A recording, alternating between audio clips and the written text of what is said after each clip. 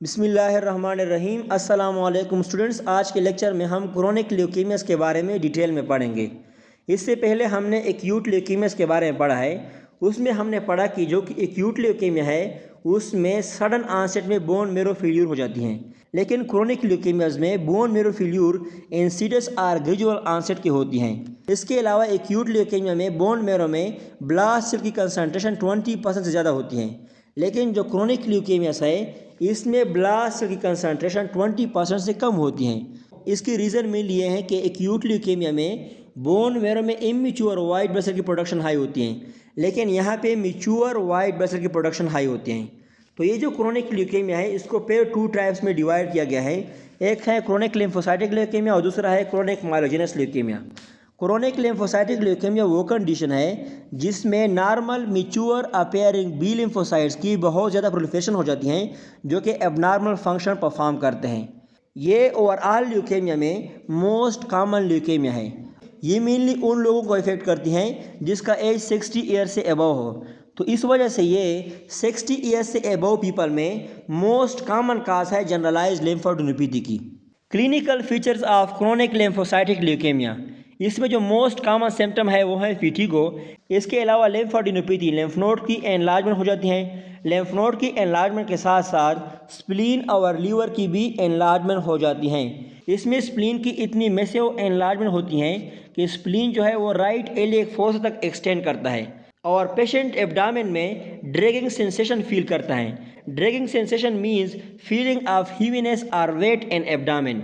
इसके अलावा इसमें इन्फेक्शन की चांसेस इंक्रीज होती हैं और ऑटो इम्यूनोहेमोलाइटिक एनीमिया और थ्रोम्बोसाइटोपेनिया भी हो सकती हैं।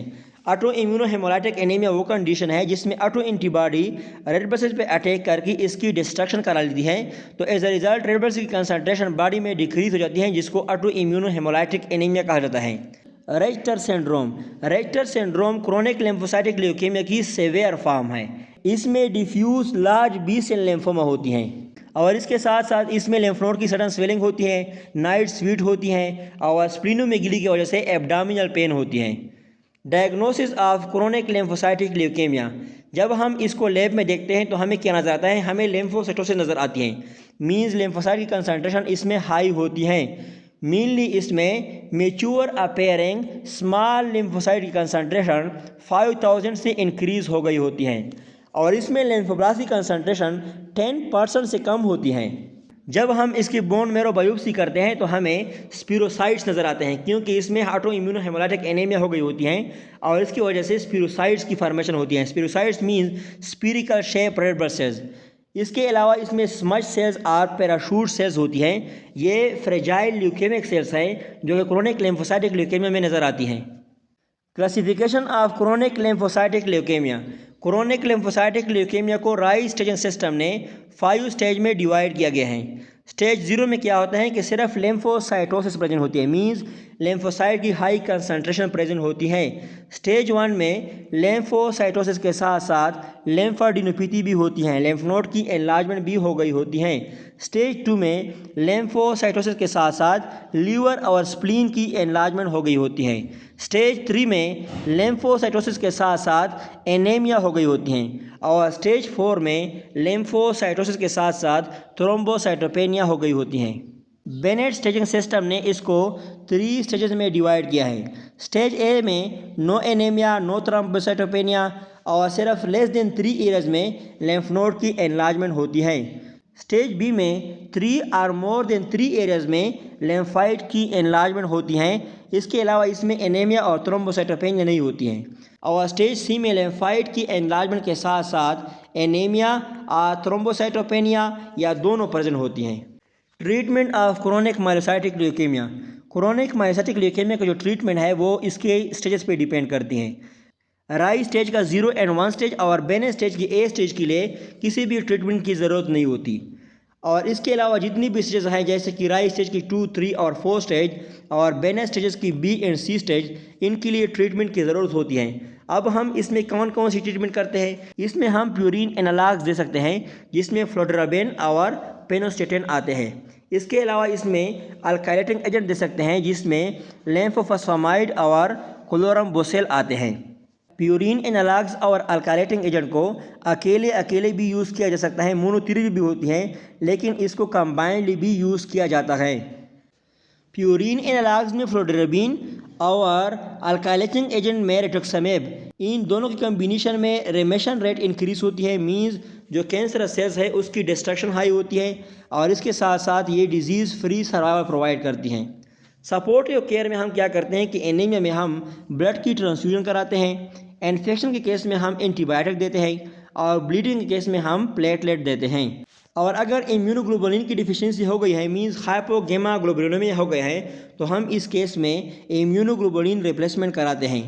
अब अगर बल्कि डिजीज़ हैं with compressive symptoms, bulky disease chronic lymphocytic leukemia की एडवांस स्टेज है जिसमें wide spread cancer cell present होती हैं बॉडी में।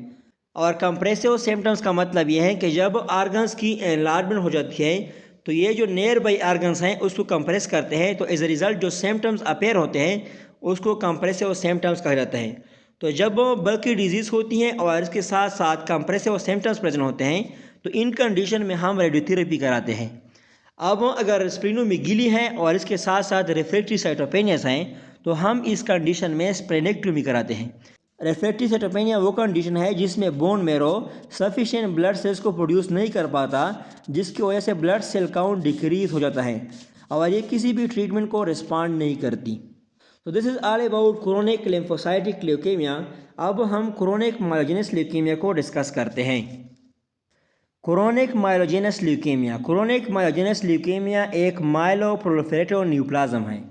माइलोप्रोलिफरेटिव न्यूप्लाज्म ब्लड डिसऑर्डर का एक ऐसा ग्रुप है जिसमें बोन मेरो के अंदर ब्लड सेल्स की एक्सेसिव ग्रोथ होती हैं।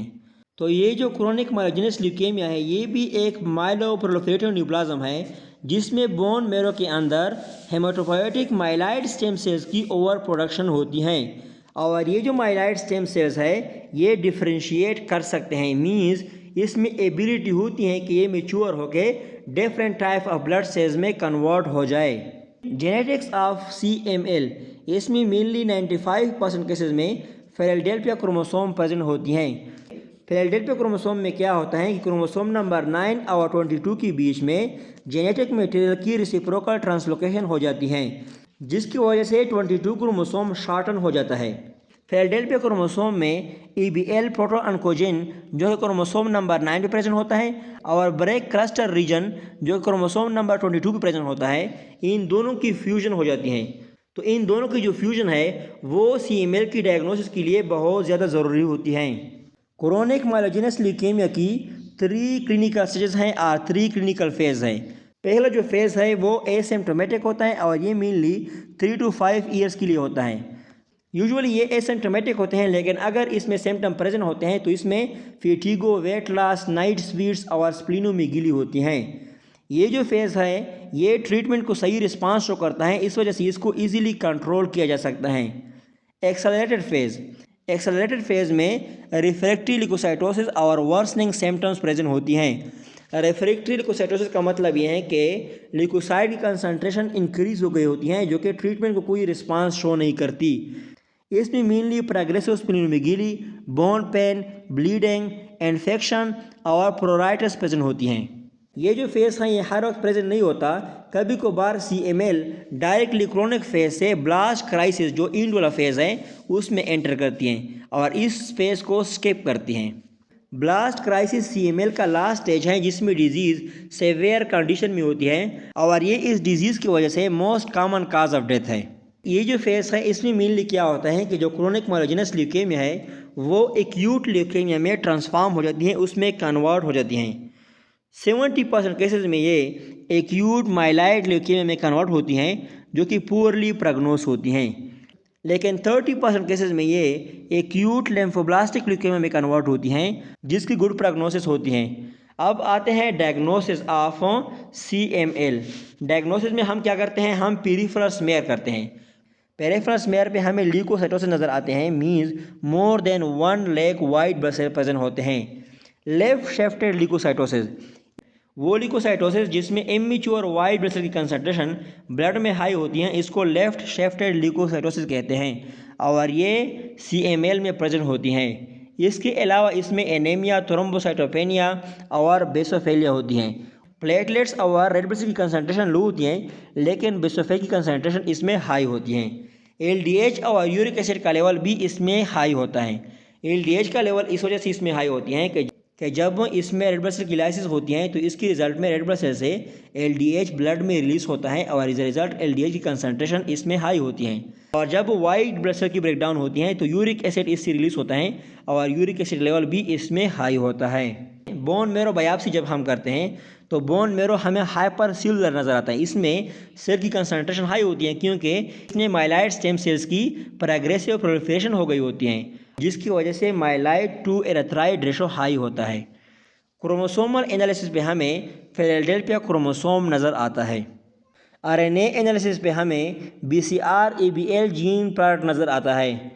इसके अलावा सीएमएल में लिकोसाइड अल्कालाइन फॉस्फेटेज की लेवल डिक्रीज हो गई होती हैं क्योंकि इस एंजाइम की फॉर्मेशन लिकोसाइड मैच्योरेशन की लास्ट स्टेज में होती हैं, जो कि यहाँ पे एब्सेंट होती हैं। माइलोब्लास्ट क्रोनिक फेज में बोन मेरो में 10% से कम होते हैं। एक्सेलरेटेड फेज में 10 to 20% होते हैं और ब्लास्ट क्राइसिस में इसकी कंसनट्रेशन 20% से इंक्रीज हो गई होती हैं बोन मेरो में। Treatment of chronic myelocytic leukaemia, इसकी ट्रीटमेंट में जो ड्रग ऑफ चॉइस है वो है इमाटिनिब, जो कि एक टायरोसिन काइनेज इनहिबिटर है। अगर कोई पेशेंट है जो कि इस इमाटिनिब को रिस्पांस शो ना करे तो हम इसमें second generation tyrosine kinase inhibitor देते हैं, जिसमें डेसर्टिनेब और नेलोटिनेब आते हैं। इसके अलावा अगर पेशेंट यंग है तो हम इसमें बोन मेरो ट्रांसप्लांटेशन कराते हैं। फीमेल जो इमाटिनिब को रिस्पांस शो ना करे, इसकी ट्रीटमेंट में हम साइटोटॉक्सिक ड्रग जैसे कि हाइड्रोक्सीकार्बामाइड और इंटरफेरॉन भी देते हैं। अगर डिजीज़ ब्लास्ट क्राइसिस के स्टेज में है तो हम इसमें क्या देते हैं, हम इमाटिनिब इसमें तब दे सकते हैं कि अगर इमाटिनिब को पहले से यूज़ नहीं किया गया हो। अगर इसमें इमाटिनिब पहले से यूज़ किया गया है तो फिर हम इसमें इमाटिनिब नहीं दे सकते।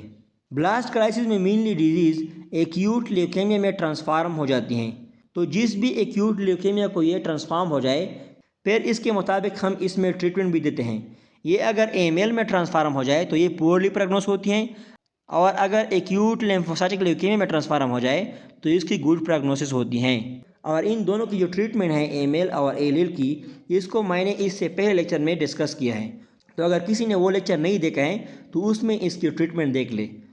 सो this is all about chronic leukaemias. इंशाल्लाह आप सब दोस्तों को समझ में आ गया होगा।